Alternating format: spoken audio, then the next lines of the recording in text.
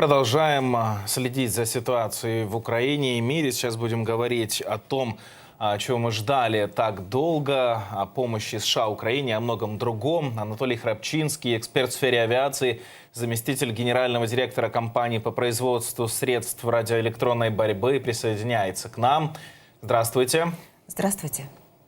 Добрый день. Анатолий, давайте действительно начнем с самой главной, пожалуй, темы этой недели. Американская помощь разблокирована, и вот первые поставки ждем уже вот-вот. В частности, в первом пакете, как мы уже знаем, есть дальнобойные ракеты «Атакамс». Как считаете, как это повлияет на общую картину на фронте? Ну, на самом деле дальнобойные ракеты активно нужны нам на фронте, потому что нам нужно перерезать логистику врага. Также нужно и заниматься, кроме этого, уничтожением баз хранения боеприпасов, либо же, допустим, самолетов, вертолетов, которые они располагают ближе к линии фронта. То есть тем самым удлиняя им логистическое плечо, не позволяя оперативно работать уже на линии фронта. У нас есть примеры, когда, допустим, разрыв логистического плеча очень сильно влиял на возможности россиян вести боевые действия, и тогда начинались резко сразу же жесты доброй воли. Ну вот издание Reuters, ссылаясь на свои источники, сообщило, что «Атакамс» были еще в марте в Украине, просто об этом в целях безопасности, ну и в целях секретности, конечно, не разглашали. Вот. И Госдеп тоже подтвердил эту информацию. Есть информация также от Reuters, что именно «Атакамсы» силы обороны Украины использовали для атаки по Джанкое, по аэродрому там. Так ли это? И вот... Если в новом пакете будет достаточное количество этих ракет, как заявляют Соединенные Штаты, какие цели еще могут они поразить? Ну, снова-таки мы говорим о целях до 300 километров, то есть это, и опять же, надо не забывать, что, к сожалению, пока что мы можем использовать ракеты «Атакамс» только по суверенной части Украины, то есть мы говорим о временно оккупированной территории, но, в принципе, они максимально закрывают все необходимые нам объекты, стратегически важные. Это мы говорим, допустим, о аэродромах базирования российской авиации, либо же, допустим, о складах боеприпасов, а также можно говорить о пусковых установках, которые там базируются и запускают баллистические ракеты по территории прифронтовой зоны, Запорожье, Днепр и так далее. Поэтому, в принципе, если говорить о целях, достаточно большое количество целей есть. Поэтому нужно рассчитывать на большое количество. Ну и опять же, давайте будем честными, «Атакамс» зарекомендовали себя очень хорошо, с учетом того, что как качественно они уничтожают даже те объекты, где стоит современный российский С-400. Как думаете, могут ли западные партнеры пересмотреть вот это некое правило, что нельзя использовать эти ракеты по объектам на территории Российской Федерации? Ведь все же, если это какой-то аэродром, если какое-то предприятие военно-промышленного комплекса, это же тоже несет прямую угрозу Украине и ее территориальной целостности. Может ли быть обсужден такой вариант, что эти ракеты будут наносить удары по базам на территории России, скажем, приграничье где-то? Ну, если говорить о дальности действия, там близко 300 километров, то снова-таки то количество, грубо говоря, там важных объектов находится немного дальше, мы говорим за 400 километров. Но, однако, давайте вспомним, что при одном из выступлений Ян Столенберг заявил, что возможно будет использовать ракеты дальнего действия, допустим, самолетов F-16, это если мы говорим о «Джасамсах», по стратегически важным объектам, которые могут там наносить удары по территории Украины. Это мы говорим о аэродромах и возможных базах хранения боеприпасов. Поэтому на самом деле тут, в принципе, есть позитивные моменты, есть поодиночные, в принципе, заявления о возможности использования таких средств по территории Российской Федерации. Но пока что нет такого всеобщего одобрения. Я так понимаю, что все-таки можно об этом будет говорить, когда можно будет гарантированно уже заниматься созданием серой зоны на территории Российской Федерации, где-то в ширину около 100 километров, для того, чтобы обеспечить безопасность приграничных зон Украины.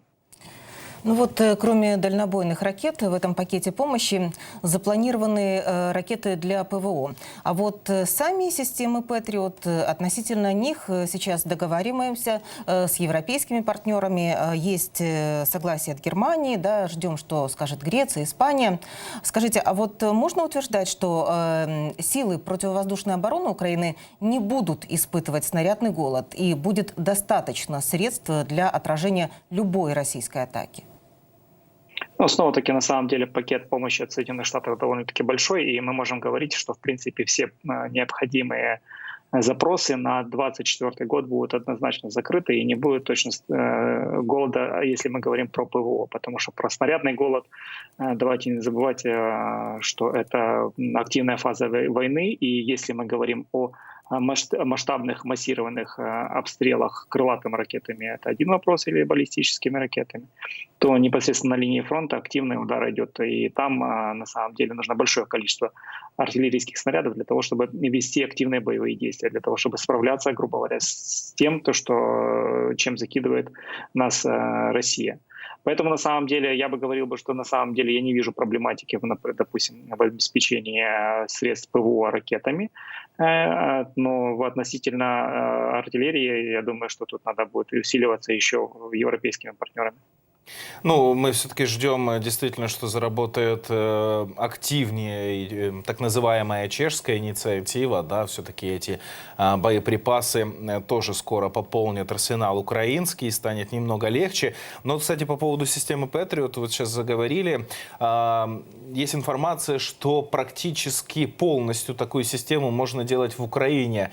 Об этом посол Украины в США Оксана Маркарова сказала. То есть Америка, получается, готова передать технологии, чтобы Украина здесь производила эти системы?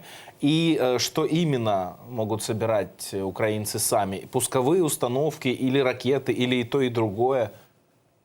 Давайте начнем с того, что, в принципе, технология модернизации систем Франксам — это когда старые советские системы пусковые объединялись с американскими ракетами, либо же там технология обмена протоколами между РЛС С-300 и пусковыми Patriot уже получена Украина от наших западных партнеров, и мы можем модернизировать самостоятельно свои системы, которые мы можем получить, даже если мы говорим о Греции, которая там, в принципе, можно передать С-300.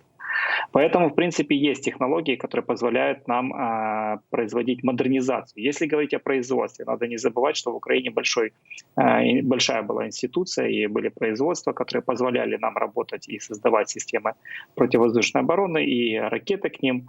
Поэтому тут, в принципе, мы говорим о том, что нужно возобновить непосредственно тот объем производства, чтобы производить самостоятельно. Но если мы говорим уже о производстве систем Patriot, то, соответственно, тут должна быть получена некая рабочая конструкторская документация, которая бы позволила нам делать либо крупноузловая сборка, либо, допустим, ремонт и обслуживание, и, допустим, какая-то там более глубокая работа по каким-то компонентам, или радиолокационным системам, либо же, допустим, по пусковым установкам на базе там, автомобильной.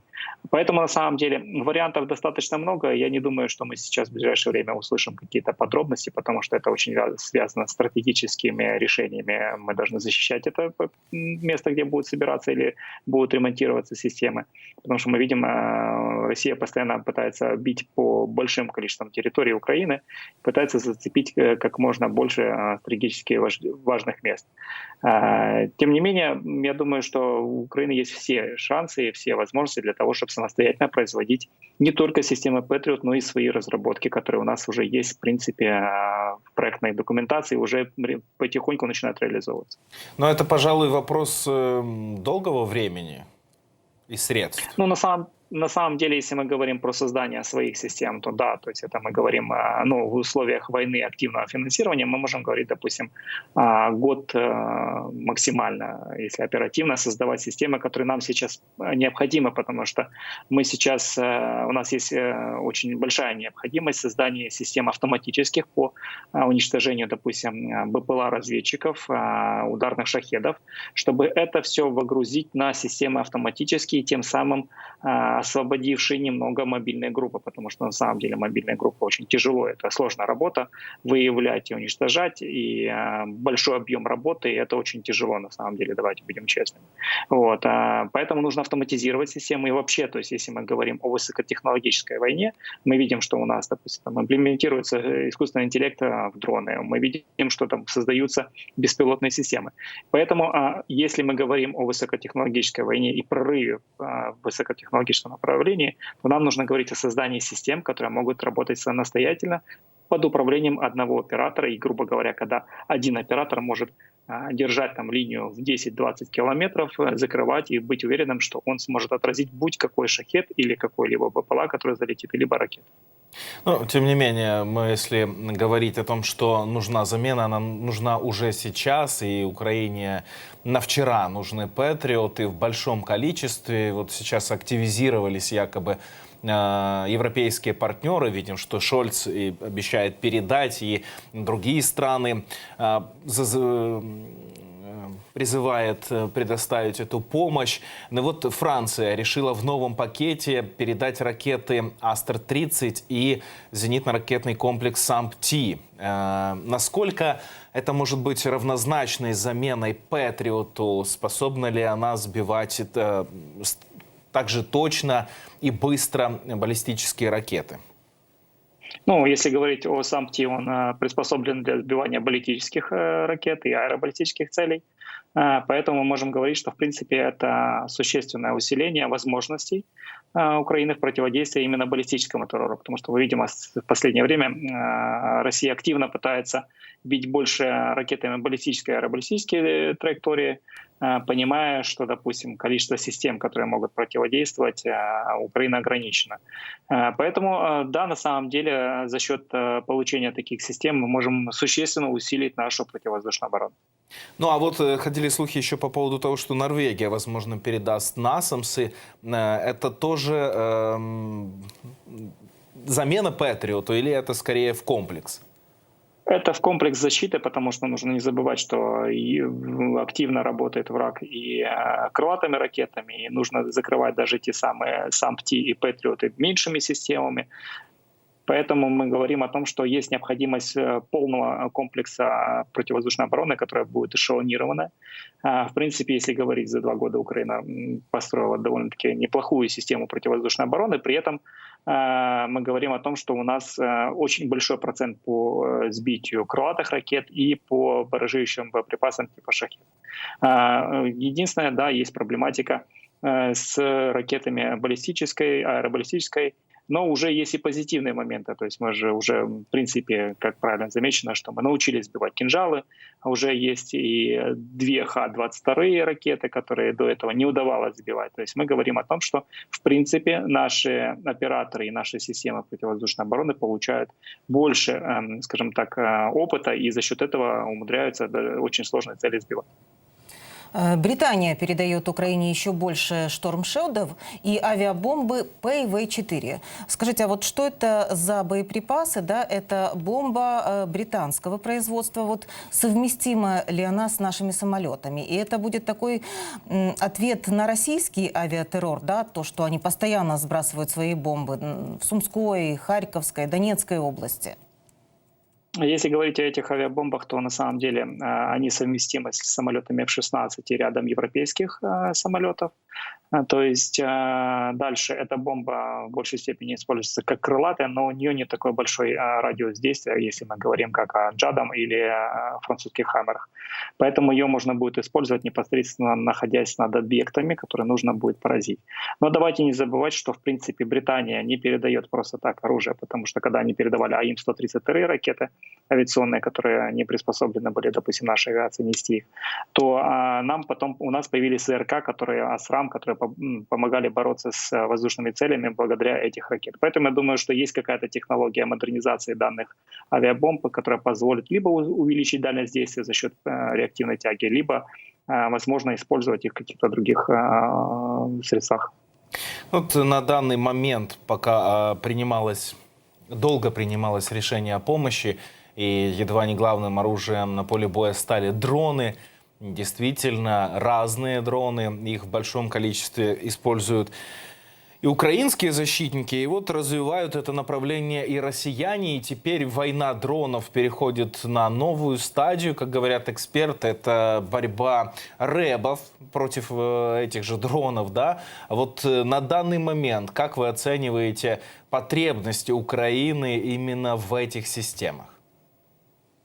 На самом деле потребности очень большие, потому что мы видим активную эксплуатацию средств беспилотных систем, как и крылоподобного, так и мультикоптерного типа. Снова-таки это средства, которые могут нести как и полезную нагрузку в виде подрывных устройств, так и, допустим, быть самими ударными, так и разведывательные дроны, которые позволяют, там, допустим, оперативно снимать позицию и карту военных действий. Поэтому мы говорим о том, что на самом деле есть необходимость создания средств радиоэлектронной борьбы, которая бы позволила эффективно работать по всем видам БПЛА, как наземным, так и воздушным, потому что в последнее время активно используются и наземные средства, которые подносят, допустим, там, или могут быть в качестве логистики, подвозить там боеприпасы. Поэтому есть задача по созданию эффективных средств. И на самом деле эта задача очень большая, потому что, в принципе, если говорить о производстве средств радиоэлектронной борьбы в Украине, то оно значительно увеличилось с момента полномасштабного вторжения. Но тут надо говорить уже не только о создании средств, которые непосредственно можно положить в окопы, либо на технику, либо, допустим, носить с собой в качестве защиты от возможного удара в FPV-дрона. Тут надо говорить о создании более стратегических решений. Это в больших станциях, хотя они должны быть очень мобильны, потому что мы видим на практике, что россияне страдают из-за своей неповоротности некоторых средств радиоэлектронной борьбы. Они громоздкие и легко могут быть поражены как нашими средствами, беспилотниками, так и артиллерией, либо другими видами снарядов. Поэтому тут мы говорим о создании эффективных стратегических решений, которые бы могли бы закрывать секторно, при этом позволяя, допустим, работать нашим БПЛА и не давая возможности работать БПЛА врага. Поэтому тут уже можно говорить о искусственном интеллекте, о создании комплексных систем, которые будут закрывать сектора там, 5, 10, 15, 20 километров и будут работать именно в хорошей коммуникации с пилотами, которые будут выполнять задачи с нашей стороны, и, допустим, с радиоэлектронной разведкой для того, чтобы получать и формировать правильные, грубо говоря, создавать правильный условия для того, чтобы можно было хорошо работать, либо отражать натиск врага. По поводу еще беспилотников украинских хочу уточнить, вот, которые продолжают атаковать военные объекты и НПЗ в России. Мы видим, что все дальше и дальше они залетают, все большее расстояние могут преодолеть. Хотел уточнить, в России не хватает на данный момент систем РЭБ, систем ПВО, или они в плохом состоянии, что они не могут справиться с немассированными вот такими атаками? Ну, что говорить, допустим, о средствах противовоздушной обороны России, если, допустим, та же система С-400, которая очень распиарена Российской Федерацией, на самом деле не справляется с обыкновенной баллистической ракетой Атакамс. То есть мы говорим о том, что, в принципе, системы, заявленные характеристики, которые заявляют, допустим, россияне, не совсем соответствуют. Ну и понятно, конечно же, что есть, соответственно, и дыры. Все-таки большое количество средств противовоздушной обороны было передислоцировано на территорию временно оккупированной Украины. И, в принципе, они здесь уничтожаются. Но, тем не менее, Россия активно заявляла о своих супервозможностях таких систем, как «Панцер», таких систем, как С-400. Неоднократно заявляла о скором появлении системы С-500, давая тактико-технические характеристики, в принципе, заоблачные, потому что если мы говорим там о 2000 километрах обнаружения цели, вот, то это, в принципе, для свидетелей плоской Земли, в принципе, да, это доступно. Если говорить о радиогоризонте, то там есть некоторые очень интересные моменты, и явно, что эти завышенные показатели, потому что они при этом же ставят скорость разворачивания станции там, в районе 10 минут, то есть что, в принципе, неэффективно, невозможно. Поэтому, в принципе, говорить о тактико-технических характеристиках мы видим, что и С-300, и С-400 уничтожаются. Что до С-500, то прогнозируемое, ожидаемое даже с российской стороны это появление в 2025 году, как серийное производство. Единственное, что интересно, что практически нигде не описывается по поводу испытаний, проверки этой системы на, допустим, способность подтвердить заявленные характеристики. Только обещание о том, что она может, в принципе, сбивать спутники Маска. Ну, давайте закончим тему беспилотников. Еще одно уточнение. Вот НАТО считает, что беспилотники украинские, особенно вот эти смертоносные, должны стать образцом в будущем. Это старший научный сотрудник Королевского объединенного института оборонных исследований заявил. И вот по его словам, украинские специалисты научились быстро адаптироваться, чтобы сохранять эффективность этих боевых БПЛА. Как вы считаете, как скоро западные партнеры станут перенимать украинский опыт, или они уже перенимают и есть какие-то разработки вот именно на основе украинских изобретений? Я бы сказал, что со стороны наших западных партнеров есть заинтересованность, и они уже проявляют ее. Мы видим, что, допустим, идет активное обсуждение и коллаборация с нашими производителями. Снова-таки я не обратил бы внимание, что нужно не забывать о разведывательных БПЛА, которые Украина производит, которые тоже предварительно могут облетать территорию России, прежде чем ударить, допустим, по тем же НПЗ. Поэтому, в принципе, есть заинтересованность и в разведывательных БПЛА, и мы видим активное действие со стороны, допустим, наших западных партнеров относительно того, что есть желание производить или закупать такие средства, потому что они очень даже хорошо закрывают те потребности, которые НАТО не рассматривало до начала полномасштабной войны в Украине. Ну и по поводу России. Вот мы с вами говорили по поводу их противовоздушной обороны. И вот это новое вооружение, о которых уже говорит российская Минобороны не в первый раз. И вот, наконец-то, сказали, что поставили на вооружение комплекс С-500, а именно «Прометей». Это какая-то новая разработка или это какой-то модернизированный старый комплекс? Что это за ЗРК? Вот его могут использовать для защиты неба или также для атаки на украинские города? Ну, снова-таки, террорист не мог предусмотреть, допустим, возможности там, для того, чтобы бить такими средствами. Опять же, если мы говорим о ЗРК С-500, тут снова-таки мы говорим о системах радиолокационного выявления, ну и пусковых установках, которые, соответственно, ракеты там уже перенастраиваются для того, чтобы использовать их, допустим, для ударов по земле, по целям на земле. То снова-таки про С-500 ведется активное обсуждение с Российской Федерацией с 2002 года про необходимость создания такой системы.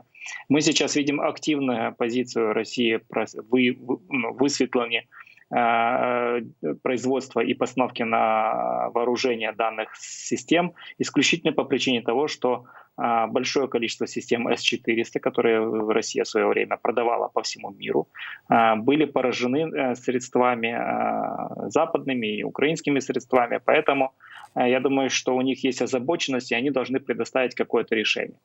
Снова-таки, давайте не забывать, что те тактико-технические характеристики, как я и говорил, они заоблачные. Говорится о, допустим, там, возможности захвата и уничтожения целей там, с возможностью выявления на расстоянии 2000 километров. Если мы говорим, допустим, о американской системе ТХАТ, которая видит 1000 километров, то мы говорим уже о целях баллистических, которые находятся на высокой траектории, то есть на высоте около 100 километров. Россия активно пытается повторять все американское, делать вроде бы как лучше, и аналогов нет. На самом деле мы видим старую модернизованную С-300 и большинство комплексов, которые, в принципе, взяты со старых систем С-300. Поэтому, снова-таки, давайте посмотрим, когда мы увидим эту систему и увидим ее систему живой или уже после удара атакамса. Вот. Это будет хорошим ответом, допустим, на ее тактико-технические характеристики. Так как, в принципе, мы видим, что в последнее время Россия в этой войне очень много потеряла техники, которой она говорила, что она там типа неподатна и невозможна, допустим, там для уничтожения будь каким западным средством. Ну, мы видим действительно, как уже самопальные, самодельные выезжают бронированные машины российские, больше похожие на сарай. Вот я хотел уточнить, даже если они введут эту систему, если они поставят какое-то новое ПВО, даже в Минобороны российском говорят, что все равно им не хватает, чтобы покрыть территорию этой огромной страны. И к некоторым большим заводам, вот, которые пострадали от ударов дронов, да, НПЗ, мы сейчас говорим, и другие военно-промышленного комплекса, им порекомендовали самим думать, как защитить свое оборудование и свои мощности. Как вы думаете, возможен ли вариант с тем, что Россия, и в частности эти предприятия, где-то закупят системы противовоздушной обороны? Что это может быть? Иран, Корея? Ну, это маловероятно, потому что Иран и Корея сами очень ждали от России, допустим, тех же С-400, С-500 для того, чтобы и закупали их, и С-300 даже. Поэтому, в принципе, тут нужно говорить о том, что возможности производства России не позволяют им закрыть все необходимые дырки, то есть это все то НПЗ, те стратегически важные объекты. Снова-таки, если мы говорим о системе С-500, о заявленных ее характеристиках, она не сможет закрывать, допустим, маленькие стратегические цели, потому что для, так скажем, зоны слепой видимости будет играть плохую в этой ситуации роль. И такие системы, как С-500, сами требуют, допустим, защиты в виде панцирей, буков или других систем маленьких. Поэтому тут есть на самом деле глубокая проблема у России относительно закрытия воздушного пространства. В принципе, с 1987 года можем говорить, что в России ничего не поменялось с момента залета Цесны на Красную площадь. Поэтому снова-таки быть уверенным в том, что частные компании смогут организовать себе, допустим, какие-то системы противовоздушной обороны, маловероятно. Системы радиоэлектронной борьбы, физические попытки устранить, допустим, натягивание сеток, либо построение какой-то там защиты фортификационной. То есть это возможно. Но опять же, давайте не забывать, что системы, которые мы используем для удара по территории Российской Федерации, они иногда даже имеют искусственный интеллект, что позволяет обходить много защит российских. И это не может не радовать. Анатолий, спасибо большое вам за экспертную оценку. Анатолий Храпчинский, эксперт в сфере авиации, заместитель генерального директора компании по производству средств радиоэлектронной борьбы, был на связи с Фридомом.